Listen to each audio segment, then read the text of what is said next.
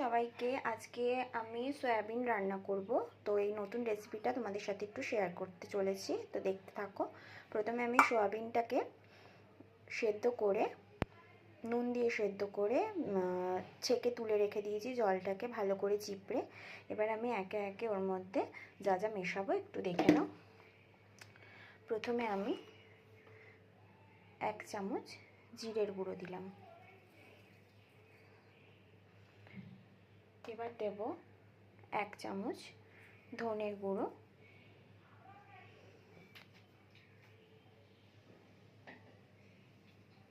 তারপরে দেব আমি 1/2 চামচ হলুদ গুঁড়ো,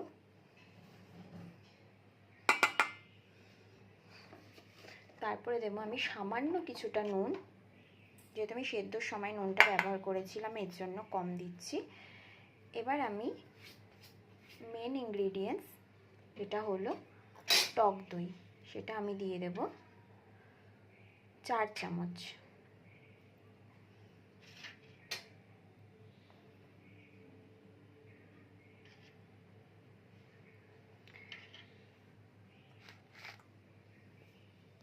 তারপরে দেব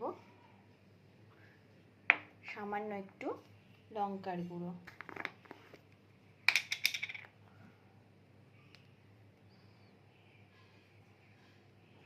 সবাই ঝালটা নিজেদের যতটা ঝাল খাবে সেই অনুযায়ী দেবে।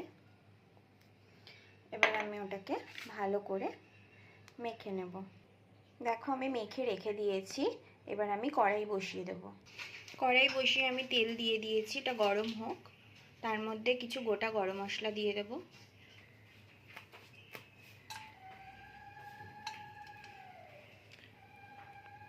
একটুখানি গরম হলে আমি আলুটা ছেড়ে দেব। তেল আমার গরম হয়ে গিয়েছে, এবার আমি আলুটা ছেড়ে দেব ভাজবার জন্য।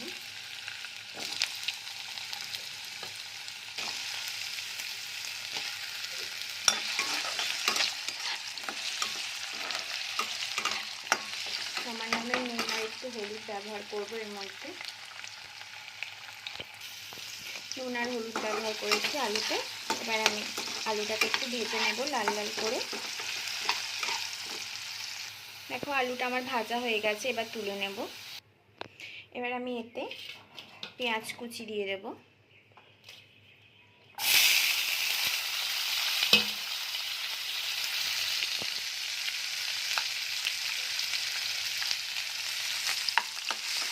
পেঁয়াজটা আমি ততক্ষণ ভাজবো, একটুখানি যতক্ষণ হচ্ছে লাল লাল রঙ ধরে ততক্ষণ ভাজতে থাকবো। সামান্য একটু নুন দিয়ে দেবো, পেঁয়াজটা যাতে তাড়াতাড়ি হয়ে যায়।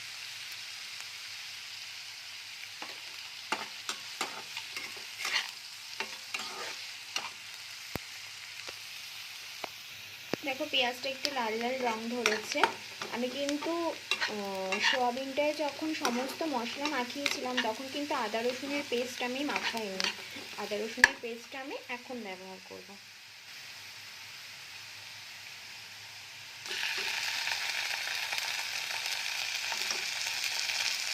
আমি আদা রসুনের পেস্ট 1.5 চা চামচের মতো ব্যবহার করেছি।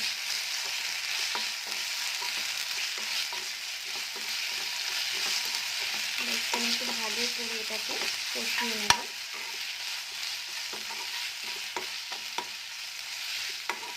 আমি সামান্য একটু মিষ্টি দেবো এর মধ্যে।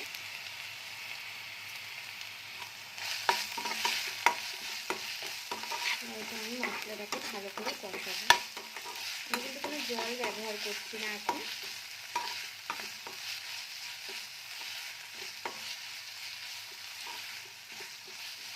ততক্ষণ একটুখানি কষাবো যতক্ষণ না আদা রসুনের কাঁচা গন্ধটা চলে যায়।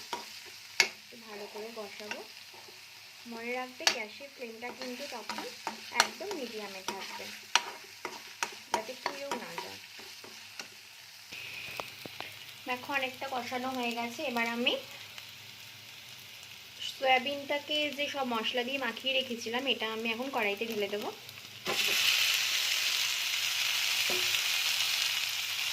এবার এটাকে আমি সঙ্গে আলুটাকেও ঢেলে দেবো।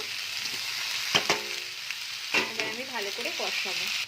দেখো ভালো করে মেশানো হয়ে গেছে কড়াইতে ফেলে। এবার আমি এটাকে একদম সিমে করে রেখেছি।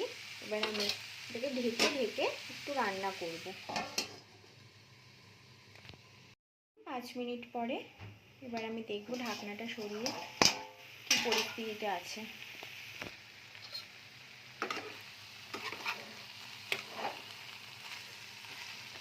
দেখো আমি কিন্তু জল ব্যবহার একদমই করিনি।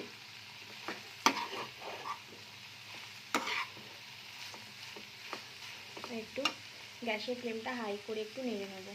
সমস্ত মশলাটা দেখো গামাখা গামাখা হয়ে গেছে, আলুটাও সেদ্ধ হয়ে গেছে। এবার আমি হালকা করে একটু একটু জল দিয়ে নাড়ব। বাটি ধোয়া জলটা অল্প একটু দিলাম, একটু নেড়ে নিই। নাড়তে নাড়তে দেখো জলটা পুরো টেনে নিয়েছে। এবার আমি বাদবাকি জলটা ঢেলে দেবো।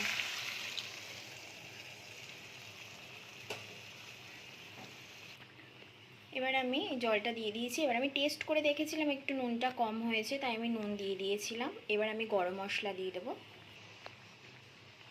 গরম মশলা দিয়ে দিলাম। এর মধ্যে আমি একটু ঘি অ্যাড করে দেব।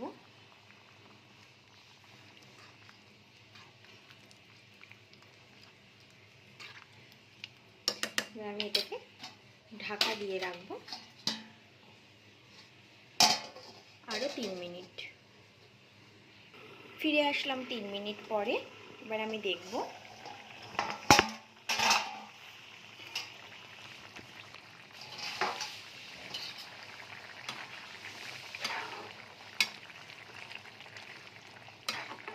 আমার সয়াবিন কারি রেডি।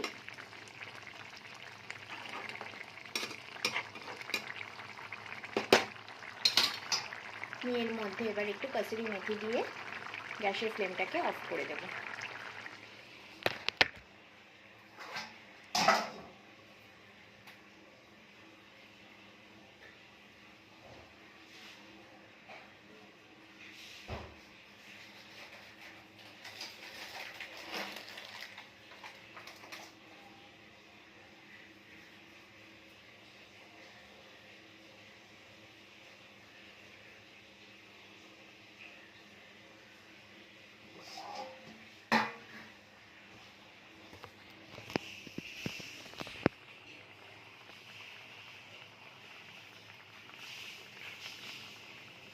দিয়ে দিলাম কসুরি মেথি।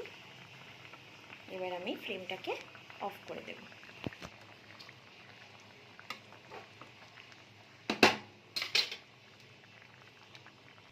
গ্যাসের ফ্লেমটা আমি অফ করে দিয়েছি। দেখো এই রকম হয়েছে ঠিক। তো দারুণ স্বাদের সয়া চাংস রেডি।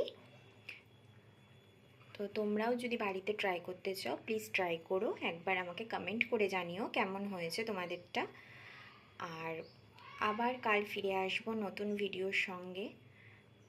তো যদি তোমাদের ভিডিওটা ভালো লেগে থাকে প্লিজ লাইক করবে, কমেন্ট করবে, শেয়ার করবে অ্যান্ড সাবস্ক্রাইব করতে ভুলো না।